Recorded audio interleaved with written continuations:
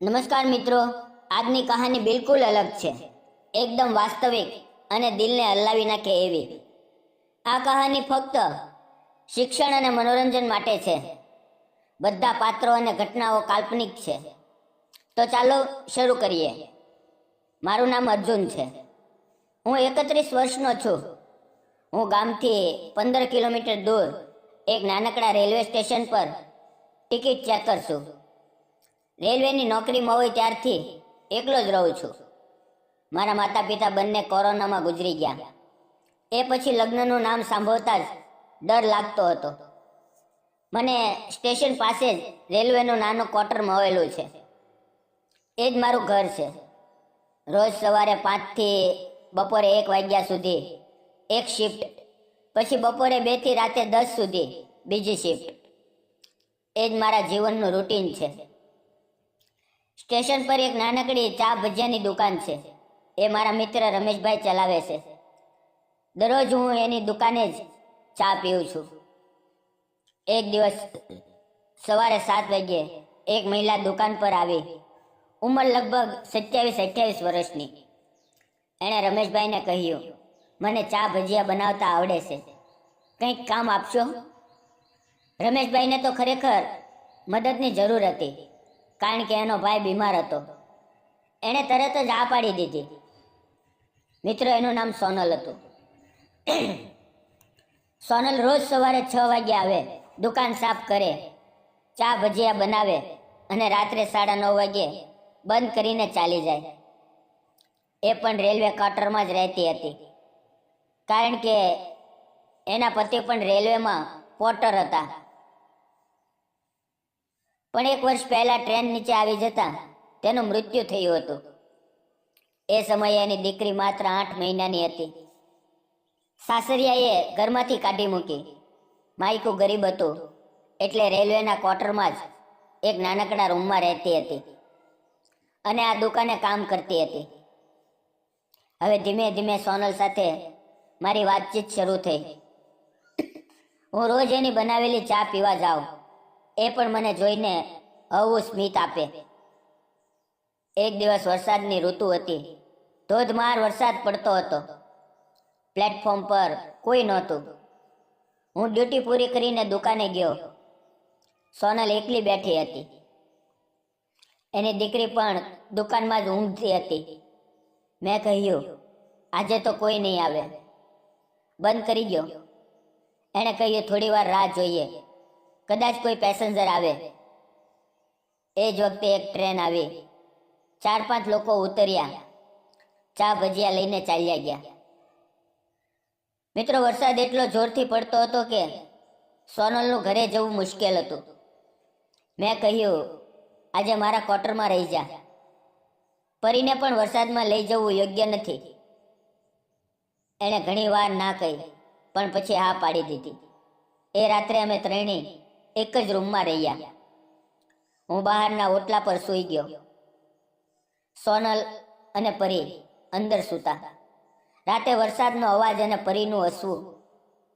એ રાત્રે મને પહેલી વાર લાગ્યું કે મારું ઘર પણ કોઈનું થઈ શકે છે. એ પછી ધીમે ધીમે અમારી વાતો ઊંડી થવા લાગી. એક દિવસ સોનલે ધીમેથી કહ્યું, અર્જુન, તમે ક્યારેય લગ્ન કેમ નથી કર્યા? મેં કહ્યું, માતા પિતા ગયા પછી ડર લાગ્યો કે કોઈને દુઃખ ન આપી શકું. એણે કહ્યું, પણ તમે ખૂબ સારા છો. જેની સાથે લગ્ન કરશો એ ખૂબ નસીબદાર હશે. એ વાત પછી ઘણા દિવસ સુધી અમે ચૂપ રહ્યા. એક દિવસ રાત્રે 10 વાગે દુકાન બંધ કરીને સોનલ રડતી રડતી મારા ક્વાર્ટરમાં આવી. એના ગાલ પર લાલ નિશાન હતું. મેં ગભરાઈને પૂછ્યું, શું થયું સોનલ? એણે રડતા રડતા કહ્યું, આજે મારા સાસરિયા આવ્યા હતા. એમણે કહ્યું કે હું બીજા લગ્ન કરીશ તો પરીને લઈ જશે. ના પાડી તો મને મારી અને ધમકી આપી કે કોર્ટમાંથી છીનવી લેશે. હું મારી દીકરીને એમની પાસે નથી મોકલવા માંગતી. એ લોકો એને ખૂબ મારે છે. તેની વાત સાંભળીને મારું લોહી ગરમ થઈ ગયું. મેં એનો હાથ હાથમાં લીધો અને કહ્યું, સોનલ, હવે તું એકલી નથી. મારે તને એક વાત કહેવી છે. મને તું ખૂબ ગમે છે. ફક્ત તારો ચહેરો જ નહીં, તારી હિંમત, તારી મમતા, તારું બધું ગમે છે. હું તારી સાથે લગ્ન કરવા માંગુ છું. પરીને પણ હું મારી દીકરી માનીશ. હવે કોઈ તને હાથ લગાવવાની હિંમત નહીં કરે. સોનેલ મારી તરફ જોઈ રહી. એની આંખોમાં આંસુ હતા, પણ એક ચમક હતી. એણે ધીમેથી માથું હલાવ્યું. બીજે જ દિવસે હું રેલવેના અધિકારી પાસે ગયો અને સોનલના સાસરિયા વિરુદ્ધ ફરિયાદ લખાવી. રેલવેના કાયદા મુજબ એમની પાસે કોઈ હક નહોતો, કારણ કે પતિનું મૃત્યુ ડ્યુટી દરમિયાન થયું હતું અને સોનલને પેન્શન મળતું હતું. એ પછી અમે ગામના સરપંચ અને રેલવે પોલીસની મદદથી એમને સમજાવ્યું કે હવે કંઈ નહીં થાય. મિત્રો, થોડા મહિનામાં અમારા લગ્ન ખૂબ સાદગીથી થઈ ગયા. સ્ટેશન પર બધા સ્ટાફે એક નાનો સમારંભ કર્યો. પરી મારી ગોદમાં બેઠીને હસતી રહી. આજે હું ડ્યુટી કરું છું. સોનલ દુકાન ચલાવે છે. પરી સ્ટેશન પર જ રમે છે. રાતે જ્યારે ટ્રેનનો હોર્ન વાગે છે ત્યારે અમે ત્રણેય ક્વાર્ટરની બારીમાંથી એકબીજાના ખંભે માથું ટેકવીને ટ્રેનને જોઈએ છીએ અને હસીએ છીએ. તો મિત્રો, મેં એક વિધવા અને એની નાની દીકરીને પોતાનું કરીને એમનું જીવન ફરી રંગીન બનાવ્યું. તમે કહો, મેં સાચું કર્યું કે નહીં?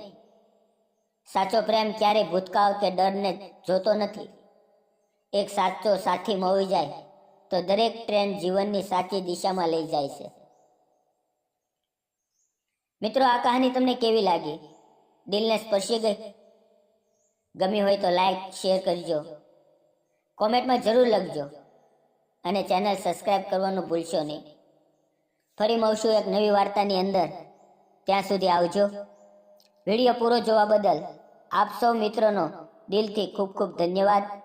મિત્રો, વિડીયોમાં આવેલા નામ, પાત્ર અને ઘટના ફક્ત કાલ્પનિક હતા. તેનો કોઈ પણ વ્યક્તિ, જાતિ કે ધર્મ સાથે સંબંધ નથી. આ વિડીયો ફક્ત મનોરંજન અને શૈક્ષણિક ઉદ્દેશથી બનાવવામાં આવ્યો છે. જો કોઈના દિલને ઠેસ પહોંચી હોય તો તે બદલ ક્ષમા. તેને અન્યથા ન જોશો. ફરી મળશું મિત્રો આવતીકાલે એક નવી વાર્તાની અંદર. ત્યાં સુધી આવજો. ધન્યવાદ મિત્રો.